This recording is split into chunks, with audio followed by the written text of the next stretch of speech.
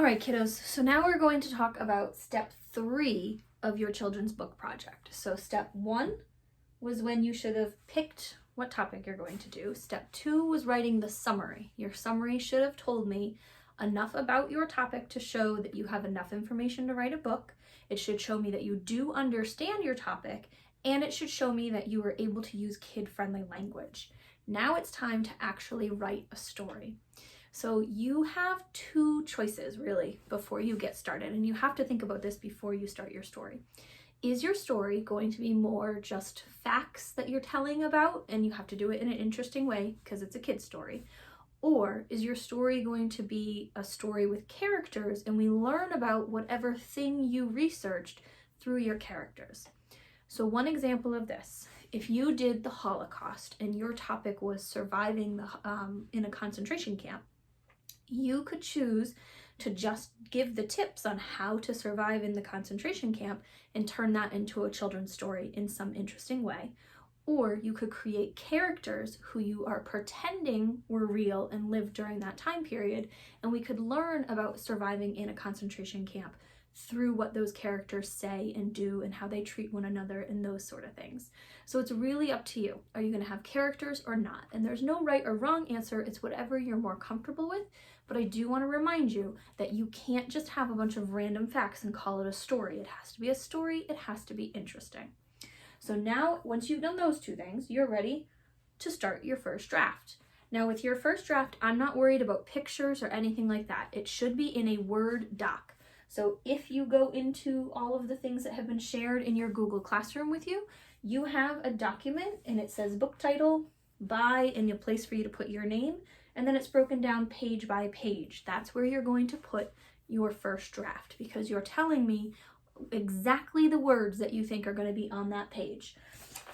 So for example, because I can't get the computer close enough to the screen right now, this could be a draft 1. Page, whatever words you're going to say. Page 2, whatever words you're going to say. Page 3, whatever words you're going to say.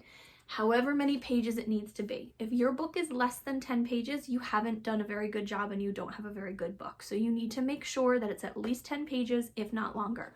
Most of the books end up being between 15 and 30 pages, and that's realistic because there's not a lot of information on each page. So you want to keep that in mind when you're writing your story. So you're using kid-friendly language, you're making sure that you're sticking to something real and about your research, even with your characters, and then you're going to make sure that there's not too much information on each page. So this is exactly what you think is going to be written in your story.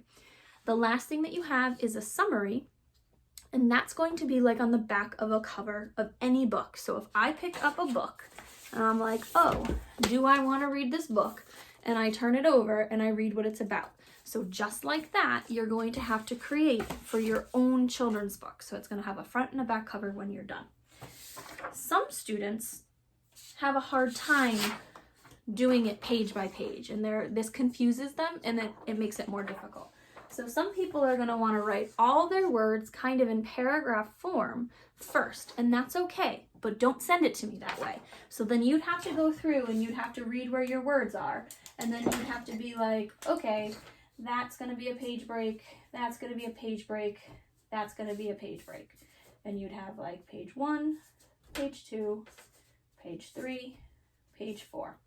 And you would have to indicate where page 1, 2, 3, and 4, etc., are before I see it. So before you send me anything, it needs to look broken down. The reason that it has to be broken down like this, so that when I read your story, I'm going to always look for your grammar and your spelling and all of that wonderful stuff to make sure that it's all accurate. But sometimes pages should be combined. So I might be like, oh, page 2 and 3, they're both too short. They go together, put them together. Sometimes your pages is too long. And I might be like, oh, page 2 really needs to be 2 separate pages. And I'll help you separate those pages. Sometimes information is missing and it's not clear to the reader because you need to go back and add a page. So I might tell you like, oh, between page 2 and 3, add another page, something's missing and I'm confused about how you got from that point to that point. So that's why I want it written out page by page. You need to make sure you have your citation as well. I think that should be pretty much everything. You can choose, again, if you want to use the outline, you can. You don't have to use the outline if it's not helpful to you. Really, all the outline does on Google Drive is break it down so you're remembering it has to be page by page. Once you send that to me, then I'm going to give you feedback. You don't move on to actually creating the story until you have an XE on your outline. So if it's not an XE, then you can't start your book, because if you start your book and then you have to make all these changes to your pages, it's more stressful and more frustrating. So there's a reason I'm having you do it slowly in stages. So for those of you who are ready to start your book outline, you can get started. Share them to me so that I can give you feedback as soon as they're ready. All right, see you next time.